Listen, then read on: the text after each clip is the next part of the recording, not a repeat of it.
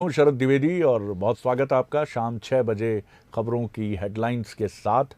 और इस वक्त हमारे साथ एक ऐसी यूथ आइकॉन जुड़ रही हैं जिन्होंने हाल ही में कंक्लूडेड जो दिल्ली में हुई 2 मार्च को यूथ पार्लियामेंट, जिसमें लोकसभा अध्यक्ष और तमाम डिग्निटरीज मौजूद थे, वहाँ उन्होंने एक सब्जेक्ट जो था पीस बिल्डिंग और रिकन्सिलिएशन, इस सब्जेक्ट पर उन्होंने अपने विचार रखकर सबका ध्यान न सिर्फ अपनी तरफ खींचा बल्कि तीसरा स्थान भी हासिल किया।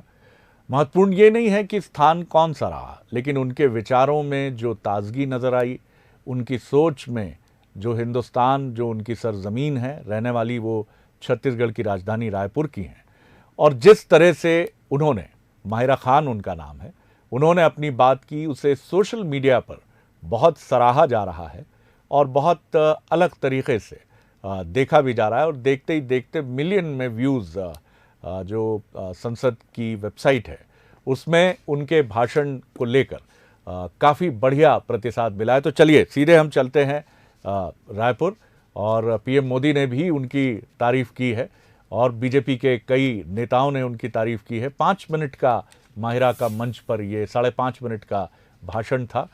तो चलिए सीधे माहिरा की तरफ रुख करते हैं। माहिरा, बहुत स्वागत है आपका, वेलकम करता हूं, आपका इस्तकबाल करता हूं बंसल न्यूज़ पर और इस बातचीत में।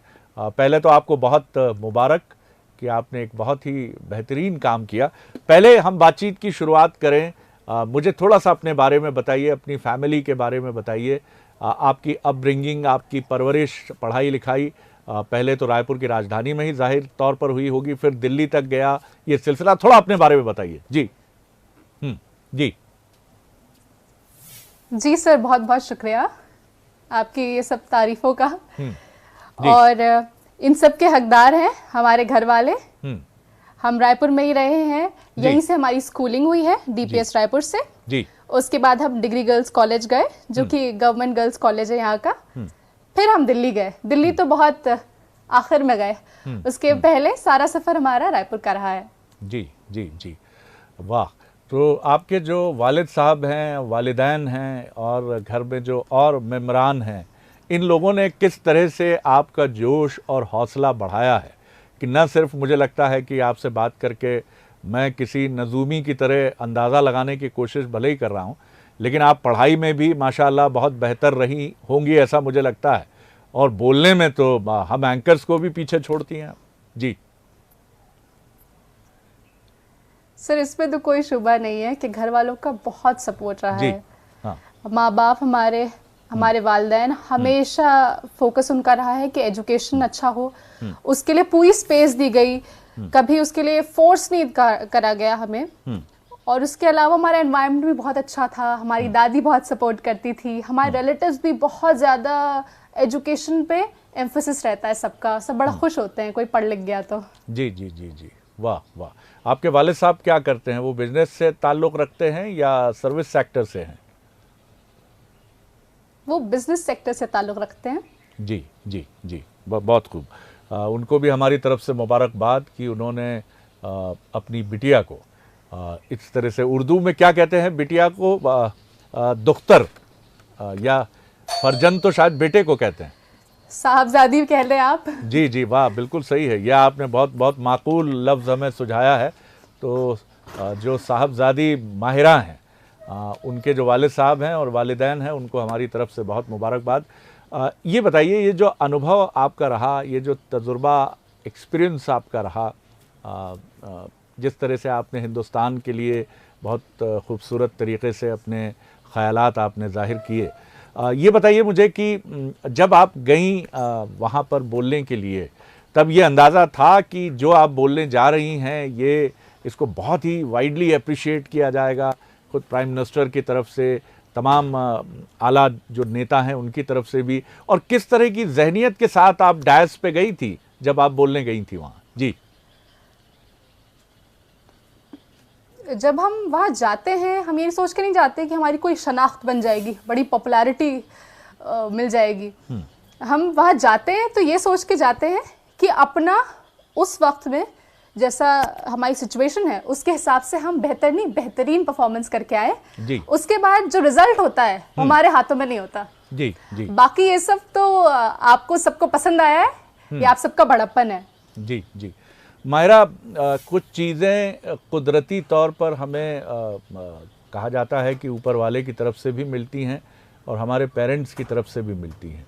मैं जब आपसे इस बातचीत के लिए रूबरू हूँ कैमरे के ज़रिए, तो मैं ये फील कर रहा हूँ कि आप एक उम्मीद से भरी हुई नई पीढ़ी की किरदार हैं, जो हमेशा खुश मिजाज रहने में भरोसा करता है, जिसके चेहरे पे कभी उदासी आती तो होगी लेकिन ठहरती नहीं होगी ज़्यादा वक्त तक, कभी ईश्वर ना करे कभी आए भी वो चीज़ आपके चेहरे पर।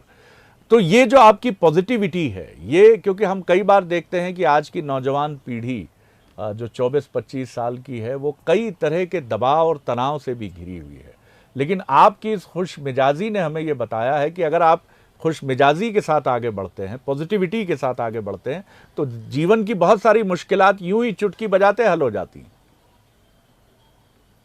जी जी सर, हमने कहीं पढ़े थे शायद ये दिनकर साहब की लाइन से कि नई पीढ़ी आलोचना ज्यादा करती है और रचना कम करती है। वाह, तो हमारी आंख खुली कि शायद हम पॉजिटिव डायरेक्शन में कम जा रहे हैं आजकल, और जो चीज हम पॉजिटिविटी से और मोहब्बत से अचीव कर सकते हैं जी जी, ऐसी कोई भी चीज नहीं बनी है जो उसको सरपास कर पाए। वाह, आपने दिनकर साहब की बात की, तो क्या हिंदी लिटरेचर और इसके साथ ही इंग्लिश लिटरेचर पढ़ने में आपकी दिलचस्पी मालूम पड़ती है? इस पर जरा कुछ रोशनी डालिए। जी जी सर, हमें बहुत शौक है किसी भी किस्म के लिटरेचर में, भले वो हिंदी हो, इंग्लिश हो या उर्दू हो। और अगर हम पूरा नॉवल नहीं भी पढ़ पाए तो हम कोशिश करते हैं कि उनके जो अच्छे अल्फाज होते हैं, अच्छे आइडियाज होते हैं, उनको हम यूज कर पाए और उनसे हम इंस्पायर हो पाए। और न्यूज़पेपर भी हम पढ़ते रहते हैं, तो हमें लगता है कि पढ़ने से आपके जो माइंड के स्फीयर्स हैं खुल जाते हैं, ब्रॉडन हो जाते हैं। बिल्कुल आपने सही कहा, और आपने जो बहुत अच्छी बात आपने ग्रास्प की, ग्रहण की, कि दिनकर साहब ने, रामधारी सिंह दिनकर जी, जिन्होंने कहा है कि आज की नई पीढ़ी, उस समय जब उन्होंने लिखा होगा तो उनका इशारा नौजवान पीढ़ी की तरफ से कि वो आलोचना ज़्यादा करती है, रचना कम करती है। क्या बात है। ये भी मुझे ज़रा समझाइए कि आपने जर्नलिज़्म को चुना और आपने दिल्ली में मास कॉम किया, और अब तो आपका प्लेसमेंट भी हो गया है और आप एक लीडिंग इंस्टीट्यूट में कॉरपोरेट कम्युनिकेशन के एग्जीक्यूटिव के तौर पे ज्वाइन भी कर रही हैं। किस तरह से ख्याल आया? क्या आपकी पर्सनैलिटी भी माशाल्लाह, आप बहुत, जितना आप ज़हनी तौर पर खूबसूरत हैं उतना ही आपकी पर्सनैलिटी भी आपके वालिदैन और ऊपर वाले की तरफ से एक गिफ्टेड पर्सनैलिटी है। तो लोगों ने ये सलाह भी दी होगी कि मॉडलिंग करो, माहिरा फिल्मों की तरफ भी रुख कर सकती हो, लेकिन आपने मास कम्युनिकेशन को चुना। इस पे भी कुछ आपकी राय आनी चाहिए सामने। जी, मास कम्युनिकेशन में एक बड़ा लफ्ज है कम्युनिकेशन। तो कम्युनिकेशन स्किल जो थी उसमें हमारा हमेशा ध्यान रहता था, उसकी तरफ हमेशा तवज्जो रहती थी। तो हम कोशिश करें कि ऐसे इंस्टीट्यूशन में जा पाए जहां पे हम अपनी लैंग्वेज, अपनी आवाज को यूज कर पाए। हमने कैमरे के पीछे भी सीखे और टीम वर्क बहुत सीखे। तो ये सब चीजें जो होती हैं लाइफ लॉन्ग स्किल सेट होती हैं, हम कहीं नहीं सीख पाएंगे। पूरे हिंदुस्तान के लोग आते हैं वहां पे जी जी, और हमें ये सब जो सीखने को मिलता है वो बहुत काम आता है। जी जी, और आई बिलीव के अखलाक और इल्म जी वो आपकी पर्सनालिटी बनाते हैं। वाह वाह, बिल्कुल आपने सही कहा। और अक्सर जब भी मैं नौजवानों से रूबरू होता हूँ तो मैं उनसे कहता हूँ कि लता मंगेशकर और लीडिंग एक्ट्रेस जो हैं ऐश्वर्या राय, इनमें दोनों में कौन ज़्यादा खूबसूरत है? तो दोनों ही बहुत खूबसूरत हैं, लेकिन फिर भी मैं, अगर आप मेरी पसंद पूछें तो मुझे लता जी हमेशा अपनी सादगी और अपने इल्म की वजह से हमेशा बहुत खूबसूरत लगती हैं। तो थोड़ी देर के लिए ये मैटर ज़रूर करता है कि आप कैसे दिखते हैं, आपकी नाक कैसी है, आपके बाल कैसे हैं, आपका चेहरा कैसा है, लेकिन जैसे ही आप बोलना शुरू करते हैं लोग ये भूल जाते हैं कि आपकी नाक कैसी है, आपके बाल कैसे हैं, और वो सिर्फ आपके इल्म की तरफ रुख करते हैं। और उन लोगों की तो बहुत ज़्यादा खिंचाई होती है जिनको शक्ल तो बहुत अच्छी मिली है, अक्ल में थोड़ी सी वो कहीं मात खा गए। माफ़ करेंगे ऐसे लोग, जिनमें मैं भी शामिल हूँ, जो अक्ल के मामले में एंकर्स के लिए कहा भी जाता है कि अक्सर वो मात खा जाते हैं। तो आपने भी अपनी अक्ल से, अपनी जहनियत से ये तय किया कि आपको ना मॉडलिंग करनी है ना फिल्म की तरफ जाना है। फिर भी क्या कभी कोई विकल्प आया? क्योंकि मैं आपसे कह रहा हूँ ये बात अपने तजुर्बे से कि ये ऑफर्स आपके पास आने वाले हैं। जी सर, हम क्लियर हैं कि हमें इस डायरेक्शन में जाना है जहां पे हमें तसल्ली बनी रहे, सेटिस्फैक्शन रहे जी, सुकून मिले, तो वो डायरेक्शन की तरफ जाना है। वो अल्लाह मालिक है, लेकिन मेहनत जरूर करते रहेंगे हम। हमें ज्यादा शौक इस फील्ड में है जहां पे हम सोच पाए। जी जी जी जी सर, बिल्कुल ठीक बात है। एक बड़े नामचीन लीडर होते रहे, जो केंद्रीय मंत्री भी रहे, मेरी उनसे वाकफियत रही, आरिफ बेग साहब। वो हमेशा कहते थे कि अक़लियतों को, माइनॉरिटीज़ को, ख़ासतौर से मुसलमानों की तरफ उनका इशारा होता था कि उन्हें 3 त की ज़रूरत है। ये 3 त हैं तालीम, तंजीम और तराजू। तो मैं, तंजीम का मतलब ऑर्गेनाइजेशन होता है, वो ऑर्गेनाइजेशन से जुड़े, संगठित हों। तालीम यानी एजुकेशन, और तराजू से उनका मतलब था कि वो बिजनेस की तरफ भी जाएं, जिससे उनके भीतर अगर कहीं कुछ ऐसी चीज़ें भी हैं तो बिजनेस में जो जाता है वो बहुत ही फ्रेंडली और बहुत ही मीठी जुबान। जी जी बोलिए, आप बोलिए। जी सर, हम एक और ता ऐड कर दें इसमें। ता इसमें एक और ऐड करेंगे आप? और वो जी जी जी जी जी जी बोलिए बोलिए। जी, वो है तरबियत। वाह वाह वाह वाह वाह वाह वाह। तरबियत को थोड़ा एक्सप्लेन भी कर दीजिए। तालीम और तरबियत, क्योंकि ये अल्फाज, ये लफ्ज़ तो हमने सुने हैं, तालीम और तरबियत। तरबियत से आशय क्या हो जाता है? एनवायरनमेंट, एक माहौल, क्या कहेंगे इसको हिंदी में या अंग्रेजी में? तरबियत अपब्रिंगिंग होती है। अपब्रिंगिंग, परवरिश। जी जी जी जी जी, आपकी परवरिश, आपकी परवरिश आपके घर वालों से होती है, आपके एनवायरनमेंट से होती है। पूरा एक सोशल फैक्टर है बड़ा। अगर आज आरिफ बेग साहब होते तो वो बहुत खुश होते कि एक नौजवान पीढ़ी की एक प्रतिनिधि ने उनके 3 त में 1 त और जोड़कर उसे 4 त वाला कर दिया है कि अब अक़लियतों को ज़रूरत है तालीम, तंजीम, तराजू और तरबियत की, यानी अपब्रिंगिंग की, परवरिश की। अगर उनको बेहतर परवरिश मिलती है, ये आपने बहुत खूब बात की। छत्तीसगढ़ की तरफ मैं आऊँ, आप छत्तीसगढ़ की राजधानी रायपुर में हैं। ये बताइए मुझे कि छत्तीसगढ़ एक बहुत ही खूबसूरत स्टेट है और अभी तो जिस तरह से वो आगे बढ़ रहा है उसकी भी बड़ी चर्चा है।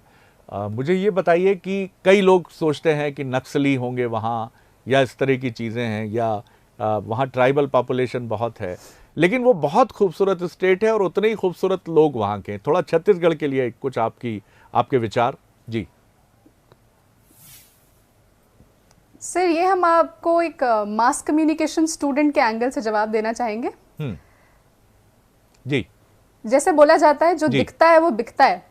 जी, हमारा छत्तीसगढ़ बहुत अनएक्सप्लोर्ड है जी, और हम चाहते हैं कि जो छत्तीसगढ़ का परसेप्शन बना हुआ है जी, कि ये प्योरली नक्सल स्टेट है जी, हम जब दूर दराज के शहरों में जाते हैं, स्पेशली बड़े शहरों में जाते हैं, जैसे दिल्ली में जाते हैं, तो बड़ा मानना होता है वहाँ पे कि आप तो नक्सल अफेक्टेड एरिया से आए हुए हैं।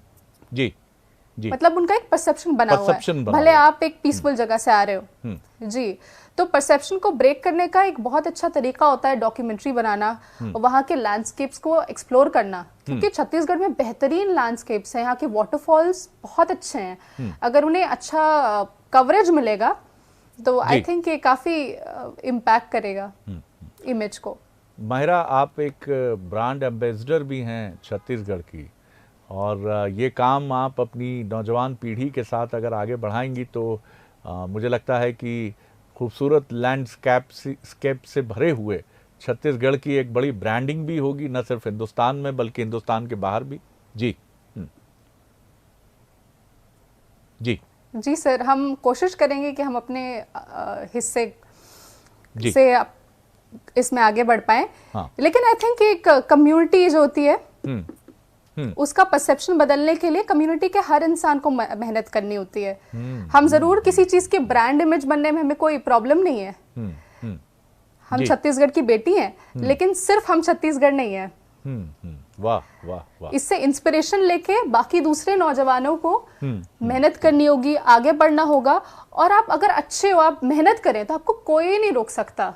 और ये हमारे ऊपर है कि हम अपने ऊपर लगे हुए परसेप्शंस और स्टीरियोटाइप्स है, इनको चेंज करें। बहुत खूब, आपने क्या क्या बात कही है, मतलब मुझे बहुत खुशी हुई। और ये छत्तीसगढ़ के 3 करोड़ से ज़्यादा लोगों की जिम्मेदारी है, क्योंकि ये स्लोगन हम बार बार सुनते हैं कि सबले बढ़िया छत्तीसगढ़िया, लेकिन ये स्लोगन सुनकर अगर आप सेटिस्फाइड हो जाते हैं और आप ये मान लेते हैं कि काम हो गया, तो माफ़ कीजिएगा, ये बिल्कुल भी आप ऐसा सोच रहे हैं तो ये पूरी तरह मुकम्मल सच तो कतई नहीं है।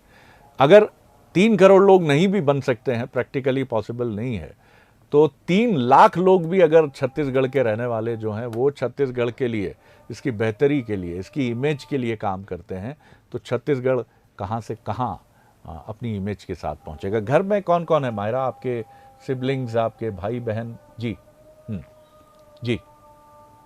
एक छोटी बहन है नमीरा और एक छोटा भाई है फहद। बहन इंटीरियर डिजाइनिंग कर रही है और भाई अभी स्कूल में है। जी जी जी। तो आप जितनी वोकल हैं, जितनी वोसिफरस हैं, जितना खुलकर बोलती हैं, ये दोनों भी उसी लाइन को फॉलो कर रहे हैं, या जैसा कहते हैं कि ऊपर वाले ने हर किसी को मुख्तलिफ किरदार, सोच और एक स्वभाव दिया है, तो वो कुछ अलग हैं आपसे? I totally believe in it कि हर कोई मुख्तलिफ होता है और सबके अपने अपने टैलेंट्स होते हैं। जैसे हमारी बहन को बहुत इंटरेस्ट है आर्ट, क्राफ्ट, तो वो ये सब चीजें करती रहती है। और हमारे घर वाले इतने अच्छे हैं कि उसे उस चीज में एनकरेज करते हैं। हमारे भाई को स्पोर्ट्स में बहुत इंटरेस्ट है, तो उस तरफ भी तवज्जो है घर वालों का। जी जी। बस ये उनका बेसिक रहता है कि पढ़ाई लिखाई में ध्यान हो, ताकि आपका एक बेसिक लेवल ऑफ एजुकेशन अच्छा रहे। जी जी जी जी। उसके बाद आपको जो करना है आप करें। बिल्कुल बिल्कुल। नेशनलिज्म को लेकर आपने यूथ पार्लियामेंट में अपनी बात रखी और जिसकी बड़ी तारीफ भी हुई, तो हम एक बार फिर हमने सुना है उसे, लेकिन ये एक ऐसा फोरम भी है जहां आप इसको और एलोबरेट कर सकती हैं, और ज़्यादा आप अपने तरीक़े, अपने अंदाज से इसको एलोबरेट कर सकती हैं। तो नेशनलिज्म या राष्ट्रवाद एक युवा माहिरा की निगाह में क्या है और कितना मायने रखता है? जी जी। सर, हम अपने मुल्क से बहुत मोहब्बत करते हैं। सबसे पहले आप जिस चीज के मोहब्बत करते हैं, फिर आप उसी को अच्छा बनाने में कोशिश करते हैं। जी जी जी जी, बोलती रहिए। जहाँ जी जी आई थिंक नेशनलिज्म जो होता है और नेशन बिल्डिंग का जो प्रोसेस होता है, दैट इज नॉट एक स्टेटमेंट नहीं है आज हमने बोल दिए कि नहीं नहीं ऐसा है, वैसा होना चाहिए, वैसा होना चाहिए। आप एक नेशनलिस्ट जो होता है छोटी छोटी चीजें करता है, रास्ते से कचरा हटा देता है, किसी गरीब की मदद कर देता है, तो वो नेशनलिस्ट हो गया। तो हम ये छोटी छोटी चीजें आप करते हैं तो ये आपके देश के लिए आपकी मोहब्बत दिखाता है। जब आप देशवासियों से मोहब्बत करेंगे, उनकी मदद करेंगे, छोटी मदद, बड़ी मदद, या सिर्फ आप उनको एनकरेज कर दें थोड़ा सा, आप हो गए, आप नेशनलिस्ट हो गए। आपने नेशन बिल्डिंग में कंट्रीब्यूट करे, आपके पास ज्ञान है, आप किसी को बांट दिए, आप एक नेशनलिस्ट हो गए। तो जरूर कोशिश करते रहे कि आप किसी भी तरह से अपने दूसरे फेलो इंडियंस जो हैं उनकी मदद कर पाए। बिल्कुल, आपने बहुत बहुत खूब बात कही, लेकिन मुझे भी याद आता है माहिरा की ये जो छोटी छोटी चीज़ें हैं नेशन बिल्डिंग के लिए, ठीक है, हमने देखा है कि फ्रीडम मूवमेंट में लोगों ने अपने प्राणों का उत्सर्ग किया है, अपनी जान दी है और बहुत हंसते हंसते दी है। फांसी के फंदे को चूम कर उन्होंने मौत को दुल्हन माना है। लेकिन इतना कुछ करने की ज़रूरत आज नहीं है, जान देने की भी ज़रूरत जहाँ हो। अगर ये स्पिरिट है तो ये तो मुझे लगता है कि अजीम है, इससे बेहतर तो कुछ नहीं है। लेकिन कहीं कचरा दिख रहा है तो हाथ से उठाकर, एक बार मुझे याद आता है कि ड्यूरिंग माई स्टूडेंट डेज, तो मैंने अपनी क्लास में कुछ कचरा पड़ा था, उसको उठाकर बाहर ले जाने की कोशिश की, तो लोगों ने बड़ा टारगेट किया कि हीरो बन रहे हो, हीरो बनने की कोशिश कर रहे हो, इसलिए तुम एग्जिबिशनिस्ट एटीट्यूड है। इन सब आलोचनाओं से युवा कैसे अपने को दूर करे? क्योंकि कई युवा जिनसे हमारी भी बात होती है वो कहते हैं कि लोग बहुत परेशान करते हैं कई बार। क्या ये भी है छोटी सी चीज, लेकिन आपके अंदर एक टेम्परामेंट तो होना चाहिए कि आप इन सब से ओवरकम कर सकें। जी माहिरा। जी। सर हमारे में एक कॉन्सेप्ट होता है जिसे हम बोलते हैं नियत। नियत, इंटेंशन। Intention। जी सर। जी तो अगर आपकी नियत साफ होती है जी तो आपको नहीं दिखता है कि दाएं तरफ कौन कुछ बोल रहा है, बाएं तरफ कौन कुछ बोल रहा है। आपका ध्यान सिर्फ आपके काम में रहता है, क्योंकि आपको तसल्ली होती है अंदर खुद कि मैं ये चीज क्यों कर रहा हूँ। वो आप उसमें क्लियर हो, अपना माइंड उस चीज में क्लियर रख लें। आप जैसे आपने बताया कि आप कचरा हटा रहे थे, लोग बोल रहे थे कि आडंबर कर रहे हैं ये, लेकिन आपको पता है कि आप क्यों कर रहे थे। तो अगर आपको तसल्ली हो, आपकी नीयत साफ हो, तो आप कोई भी काम कर सकते हैं। बड़ी खूबसूरत बात आपने की है। और इसका मतलब ये भी है कि आप जब अपने इंटेंशन को बहुत क्रिस्टल क्लियर रख के सामने आगे बढ़ते हैं, सामने रखते हैं उसको, तो फिर आपको इसकी परवाह नहीं होती है कि सामने वाला क्या कह रहा है। आपने जब वहाँ पंक्तियाँ पढ़ी थीं तो बड़ा एक जोशीला माहौल बन गया था।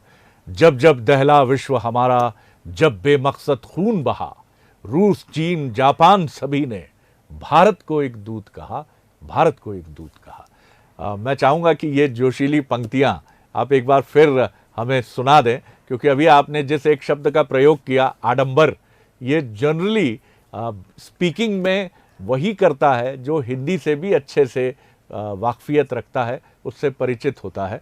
तो कुछ अगर आप ये सुनाना चाहें या कुछ और इसी से मिलता जुलता कोई जोशीली तकरीर या कोई काव्य पंक्ति या कोई शेर या कोई चीज़ हो जो भी आपके जहन में हो, हम ज़रूर सुनना चाहेंगे आपसे। जी जी सर, हम यही पंक्तियां दोहराना चाहेंगे, हमारी दोस्त बरखा ने लिखी है। वाह, तो उसे बरखा क्या करती हैं? बरखा क्या करती हैं? जी जी जी, वो अभी स्टेट सिविल सर्विसेज की तैयारी कर रही है। वाह वाह, तो बरखा जी को भी प्रणाम। तो उनका और विजन नमस्ते। कितना ब्रॉड था, उन्होंने ये 2 लाइन लिखी। वाह वाह, प्रणाम है बरखा जी, आपको भी नमस्ते है जी। बताइए, पढ़िए जी। जब जब दहला विश्व हमारा, और जब जब बेमकसद खून बहा, रूस चीन जापान सभी ने भारत को एक दूत कहा, भारत को एक दूत कहा। जी जी, वाह वाह। बरखा जी ने कुछ और लिखा हो, कुछ और भी आपको जो बहुत पसंद हो उनकी कोई ज़रूरी नहीं है कि वो नेशनलिज्म या राष्ट्रवाद से ही जुड़ा हुआ हो। शायद नेचर पर उनकी कोई कविता हो या किसी और विषय पर उनकी कोई नज्म हो, जो भी हो, अगर आपको याद हो तो हम उसको भी ज़रूर सुनना चाहेंगे। जी सर, हमने सिर्फ ये 2 पंक्तियां बरखा से बोरो की थी। वो खुद एक ओरेटर हैं, उन्होंने बस हमारी मदद कर दी टॉपिक में।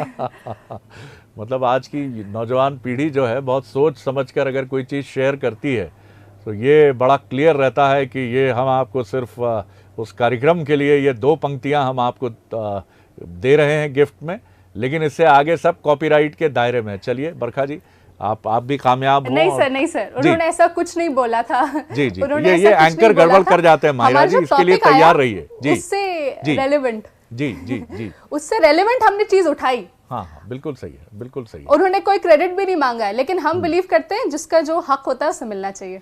मेरे ख्याल से आपने अपने स्पीच के दौरान भी बरखा जी को क्रेडिट दिया था। जी, स्पीच बोलते वक्त नहीं दिया था, लेकिन जितने भी इंटरव्यूज हुए उसमें तो हक बनता है बरखा का। बिल्कुल बिल्कुल। माहिरा, कंक्लूड करते हुए 1-2 सवालों के साथ मैं आपको जब भी अपनी तमाम मसरूफियत, क्योंकि अब तो आप सिलेक्शन के बाद किसी मेट्रो में, शायद दिल्ली में ही आप कॉरपोरेट कम्युनिकेशन की एक रिप्रेजेंटेटिव के तौर पर एक बड़े सेगमेंट में काम करेंगी कॉरपोरेट के, फिर भी जब भी मसरूफियत के बीच में कुछ वक्त मिलता है तो ये पढ़ाई लिखाई तो आपने हमें बता ही दी, और आपकी क्या हॉबीज़ हैं जिसमें आप दिलचस्पी रखती हैं? फिल्म देखना, म्यूज़िक सुनना, क्या क्या आपकी हॉबी क्या है? जी, हमें पढ़ना बहुत पसंद है, फिर से पढ़ाई लिखाई की बात आ गई जी, लेकिन एक हैवी रीडिंग होती है और एक होती है लाइट रीडिंग। लाइट रीडिंग जब आप करते हैं, आप अपने इंटरेस्ट की किताबें उठाते हैं और आपको पता नहीं चलता, तब आपको लैंग्वेज स्किल भी आ जाती है साथ साथ। तो हमें लाइट रीडिंग करना भी अच्छा लगता है। जी जी जी। उसके अलावा म्यूजिक हम सुनते हैं, और म्यूजिक भी वही सुनते हैं, वही सॉन्ग सुनते हैं जिनके मायने अच्छे होते हैं। तो आप देखिए, हमारा अलाइनमेंट हमेशा वही रहता है। आपका अलाइनमेंट वही रहता है। कोई मशहूर कोई आपका बहुत प्यारा सा आपके दिल को छूने वाला कोई गीत हो, अगर आप ऐसे ही गुनगुनाना चाहें, तरन्नुम में भी स्वागत है, और ना तरन्नुम में हो तो ऐसे ही बता दीजिए हमको। जी सर हम गाते अच्छा नहीं है। जी जी जी, नहीं वो दर्शक, वो सुनने वालों पे छोड़ दीजिए उसको। जी, अगर आप तरन्नुम में गाना चाहें तो स्वागत है, ये दर्शक तय कर लेंगे। जी जी सर आप ही गुनगुना दीजिए कुछ।